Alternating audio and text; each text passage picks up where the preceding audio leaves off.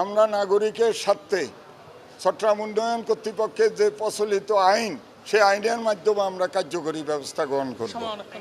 আর একটা কথা আমি বলতে চাই, এই অভিযানে কিছু সংখ্যক লোক ভয়ভীতি প্রদর্শন করে উন্নয়ন কর্তৃপক্ষের নাম বিক্রি করে, সাংবাদিকদের নাম বিক্রি করে তারা সেখানে টাকা পয়সা নিচ্ছে। আমি এই শহরের সকলকে বিনয়ের সাথে অনুরোধ করতে চাই, উন্নয়ন কর্তৃপক্ষ এবং সাংবাদিক ভাইয়েরা জনগণের সেবক, আমরা সেবা দেওয়ার জন্য এখানে কাজ করি। কোনো অবস্থায় এই জাতীয় লোক যখন টাকা পয়সার জন্য যাবে তাকে আটকিয়ে আমাদের কাছে তাৎক্ষণিক ফোন করবেন, আমরা সেখানে উপস্থিত হব। প্রয়োজনে প্রশাসন, পুলিশ কমিশনার, ডিসি ট্রাফিক তাদেরকে অবহিত করবেন, সংশ্লিষ্ট থানাকে অবহিত করবেন।